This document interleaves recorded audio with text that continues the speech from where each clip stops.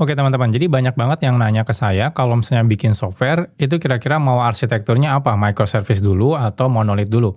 Atau bahkan bahasa pemrogramannya, kira-kira pengennya bahasa pemrograman apa yang sesuai? Nah itu banyak banget ditanyakan ketika teman-teman bikin produk pertama kali ya. Nah jawabannya apa nih ya? Sebenarnya jawabannya nggak ada yang pasti. Nah tapi lebih detailnya kita lihat pertanyaan ini. Oke, jadi ini pertanyaannya dari Heri Purnama ya. Nah, gimana menentukan arsitektur yang harus digunakan ketika pertama kali bikin project? Microservice kah atau monolith kah? Dan bagaimana cara menentukan bahasa pemrograman yang digunakan berdasarkan kasus atau permasalahan yang dihadapi? Oke, jadi ini banyak banget ditanyakan ke saya ya. Nah, jawabannya apa? Jawaban saya sebenarnya agak sedikit diplomatis sih. Jadi tidak langsung menentukan, oh harus arsitektur A atau arsitektur B, atau harus bahasa pemrograman A atau bahasa pemrograman B, enggak. Biasanya jawaban saya agak sedikit diplomatis. Nah, jawabannya kayak gimana? Oke, kita bahas ya. Jadi saya bikin video ini biar ketika ada yang nanya hal yang sama, saya bisa kirimin video ini. Jadi intinya bahasa apa ya yang mau kita gunakan. Oke, jadi eh, teman-teman harus tahu dulu ya, ketika teman-teman udah bertanya apakah mau pakai arsitektur microservice atau monolith, artinya harusnya sedikit tidaknya ya. Jadi teman-teman atau sedikit banyaknya, ya teman-teman pasti sudah mendengarkan tentang arsitektur microservice. Nah, jadi harusnya teman-teman udah agak sedikit familiar. Nah, jadi pertanyaannya gimana? Nah, sebenarnya kasusnya ketika teman-teman, kalau teman-teman perhatikan, hampir di semua perusahaan itu orang-orang yang pindah ke microservice itu rata-rata mereka sebelumnya punya masalah di existing aplikasinya. Jadi jarang banget di awal itu ya langsung terjun ke microservice. Jadi di awal itu jarang banget ya. Jadi di awal jarang yang langsung menggunakan microservices. Nah, terus gimana? Biasanya mereka itu diawali dari masalah di monolith misalnya ya, atau di ownership aplikasinya. Nah, maksudnya gimana sih? Jadi maksudnya gimana?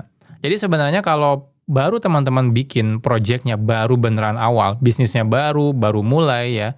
Nah, itu saya sarankan teman-teman develop pakai hal yang paling gampang dulu, arsitekturnya. Apa arsitekturnya? Ya monolith. Jadi di awal ketika develop aplikasi ya, langsung aja, nggak usah pusing-pusing, langsung di awal langsung monolith. Seperti ini. Jadi ini jawaban yang paling simple. Nah, terus dilanjut nih pertanyaannya. Oke, kita udah tahu nih, karena ini adalah kasusnya awal, baru mulai sekali, ya jadi ini kalau baru mulai ya. Kalau baru mulai. Nah, seperti ini. Jadi kalau baru mulai, teman-teman langsung pilih monolith. Nah, sekarang pertanyaannya, bahasa pemrogramannya apa? Nah, ini jadi banyak pertimbangan lagi. Nah, sekarang tuh banyak banget yang ngelihat, oh di sana ada yang udah bagus banget bahasanya misalnya, atau kenceng banget, contohnya kayak Rust, kayak Golang, kayak Java, dan lain-lain. Nah, kalau teman-teman belum familiar dengan teknologi itu, saran saya, itu fokusnya, ini yang kalau baru mulai ya, kalau baru mulai, itu fokusnya ke justru bahasa yang kita familiar. Jadi bahasa pemrograman yang familiar. Entah itu contohnya teman-teman familiar dengan PHP, ya gunakan PHP. Familiar dengan Node.js, Node.js bukan bahasa pemrograman ya, JavaScript. Teman-teman mulai dengan JavaScript, kayak gitu. Teman-teman familiar dengan Java, ya udah pakai Java. Teman-teman familiar dengan Golang, ya udah pakai Golang. Sesimpel kayak gitu. Nah, ini kalau teman-teman baru mulai. Nah, jadi kalau baru mulai tuh nggak usah bingung ya, nggak usah bingung di awal harus pakai arsitektur apa, oh udahlah. Belum tentu nanti teman-teman bikin arsitekturnya udah canggih gitu ya, pakai microservice bla bla bla bla, taunya nggak jalan ya sistemnya atau nggak jalan bisnisnya, kan percuma juga. Jadi mendingan dari awal secepatnya, contohnya pakai monolith dan pakai bahasa yang paling cepat bisa kita buat aplikasinya, yaitu adalah otomatis bahasa yang familiar. Jadi kalau ini adalah, baik lagi ya, tergantung. Contohnya kalau saya familiar dengan contohnya Java, JavaScript, dan juga Golang, ya udah saya akan pilih 3 itu aja. Nah, kalau teman-teman familiar dengan PHP atau juga Node.js, JavaScript gitu ya, nah teman-teman bisa pakai yang itu gitu ya. Jadi nggak usah bingung, oh kata si A harus pakai Golang, kata si B harus pakai Rust, kata si C harus pakai Java, nggak usah bingung kayak gitu. Kita fokus ke yang kita bisa aja dulu ya. Jadi ini simpelnya. Jadi ini kalau teman-teman mau mulai. Nah, beda pertanyaannya kalau teman-teman ya, kalau sudah ada sistem dan memang mau migrasi. Nah, seperti ini. Nah, ini beda lagi jawabannya. Biasanya memang yang ini tuh udah dari awal udah monolit dan aplikasinya sudah jadi. Nah, ketika teman-teman migrasi, itu pun ada kasusnya. Kasusnya itu nggak semerta-merta oke kalau saya dari monolit langsung pindah ke microservice, enggak juga gitu ya. Bisa aja, misal aja teman-teman udah menggunakan, monolit gitu ya, menggunakan contohnya, PHP misalnya seperti ini. Nah, teman-teman misalnya secara aplikasi nggak ada masalah, misalnya timnya itu cuma ada 4 orang, timnya. Secara aplikasi nggak ada masalah, secara kualitas kode teman-teman bisa maintain misalnya. Nggak ada problem di kode aplikasi kita, tapi secara performance misalnya, itu sudah nggak bisa sanggup handle traffic yang saat ini, user-nya contohnya gitu ya. Misalnya user-nya udah ada ratusan ribu gitu ya misalnya gitu ya, dan nggak bisa di-handle. Nah, sebenarnya sih bisa di-handle dengan cara horizontal ya, atau juga vertikal. Jadi tambah aja servernya, tambah aja servernya. Nah, tapi, solusi tambah server ya, itu kadang-kadang, harus sesuai dengan budget. Maksudnya gimana? Maksudnya kalau, pemasukan kita misalnya 1 bulan itu profitnya, 100 juta, tapi kalau tagihan hardware-nya misalnya, 90 juta gitu ya, nah ini kan untungnya dikit banget gitu ya. Nah, bisa nggak kita turunin gitu ya? Nah, masalahnya misalnya teknologi PHP misal aja kita nggak bisa nih optimalin lagi. Sekarang kita udah optimal banget dan nggak bisa kita apa-apain lagi misalnya. Jadi tagihan hardware-nya udah mentok di 90 juta, sedangkan profitnya 100 juta. Jadi misalnya, eee, ini profit sebelum di ini ya, dipotong tagihan hardware misalnya ya. Harusnya sih kalau profit udah ini ya. Jadi profit ini sebelum tagihan hardware. Nah, misalnya kayak gini. Nah, jadi setelah plus tagihan hardware, ya jadi cuma 10 juta doang, kayak gitu. Nah, mau tidak mau kita udah nggak bisa lagi berharap untuk horizontal scaling. Karena kalau kita tambahin horizontal scaling lagi, maka hardware-nya akan lebih mahal lagi. Bisa-bisa nggak ada profitnya. Nah, jadi mau tidak mau baru deh dari sini kita akan gunakan teknologi yang lebih ringan dibanding teknologi yang kita gunakan. Nah, jadi seperti itu. Nah, ketika teman-teman migrasi pun nggak sembarangan teman-teman migrasi, lihat dulu bottleneck-nya di mana. Ketika teman-teman bottleneck-nya di performance bagian apa, misalnya bagian apa, karena jangan-jangan teman-teman sebenarnya nggak ada masalah di aplikasinya, yang masalah misal aja di database-nya, misalnya, kan kita nggak tahu. Ya. Jadi bisa aja masalah di database-nya. Jadi aplikasinya mungkin santai-santai aja, database-nya udah pusing lah gitu ya, CPU-nya udah tinggi gitu ya, udah mengap-mengap gitu ya sistemnya. Udah nggak kuat lagi misalnya, seperti ini. Nah, jadi kita baik lagi kalau ini kan beda lagi. Jadi kalau seperti ini baru jawabannya. Nah, teman-teman, oh ya jawabannya nggak pasti juga. Apakah harus microservice? Nggak juga. Kalau aplikasi teman-teman masih oke, ya.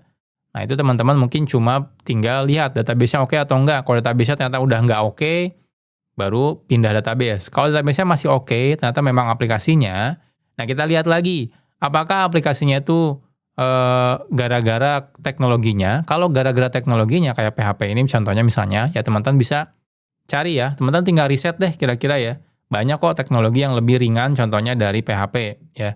Misalnya kita bisa pilih yang misal aja ya, dengan resource hardware yang sama kita bisa achieve performance yang lebih baik. Contohnya teman-teman bisa pakai Golang atau misalnya pakai Java misalnya, atau pakai yang ini ya, yang JavaScript. Misalnya yang pakai ban, misalnya seperti ini ya, dan lain-lain. Ya teman-teman bisa lakukan seperti itu. Ini kalau memang masalahnya di teknologi. Nah, dari sini teman-teman sebenarnya nggak butuh lagi pindah ke microservice. Teman-teman masih tetap bisa pakai yang monolith. Nah, kalau gitu pertanyaannya, berarti memang sayanya nggak butuh microservice dong? Ya sebenarnya sih dari awal memang nggak butuh. Nah, saya punya teman ya, startup, dia startupnya udah lumayan besar juga.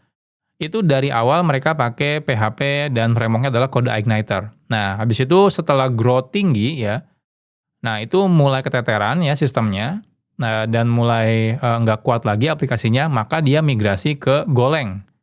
Nah, ketika pindah ke Golang, itu nggak dimigrasi jadi microservice. Itu awalnya timnya itu berpikir saya mau microservice. Ketika saya tanya emang timnya berapa orang, ternyata timnya itu cuma kayak 6 orang aja.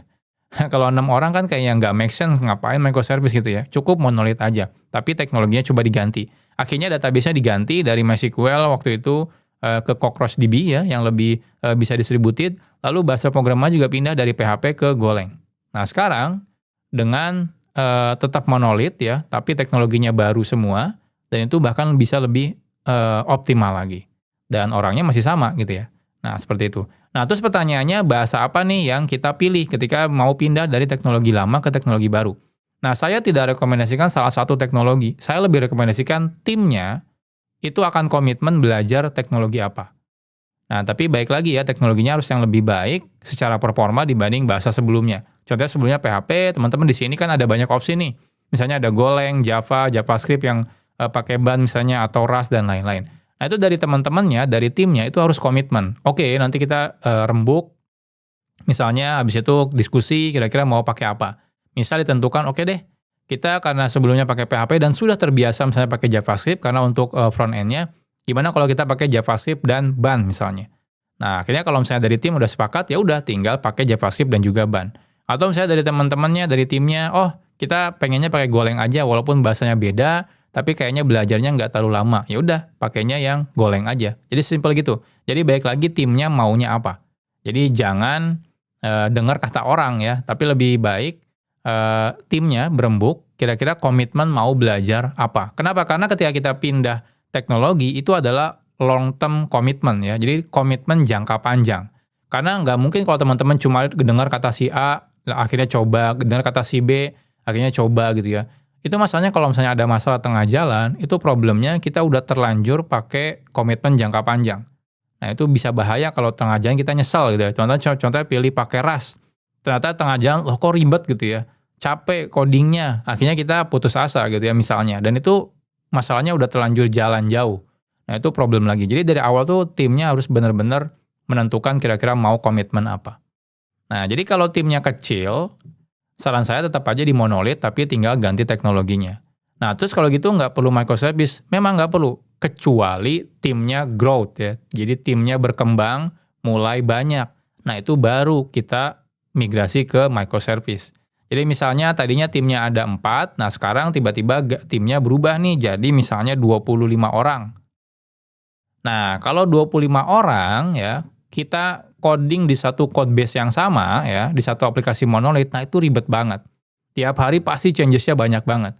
Dan ownership-nya tuh nggak jelas. Misalnya si A ngerjain fitur mana, si B ngerjain fitur mana, tiba-tiba loncat ke fitur mana, itu nggak jelas ownership-nya. Nah, lebih baik dari tim yang banyak ini kita split, contohnya jadi 5 tim. Jadi satu timnya itu kecil, ada 5 orang. Nah, aplikasinya baru kita bisa split ya, jadi aplikasi yang microservice. Jadi contohnya dari yang tadinya 1, kita akan split jadi 5 microservice. Jadi service A misalnya, habis itu service B, C, dan lain-lain lah. Jadi tinggal teman-teman split-split aja. Simpel kan? Jadi kapannya, jadi tinggal lihat aja nanti timnya. Nah, dari 25 orang ini, jadi teman-teman tinggal bagi aja.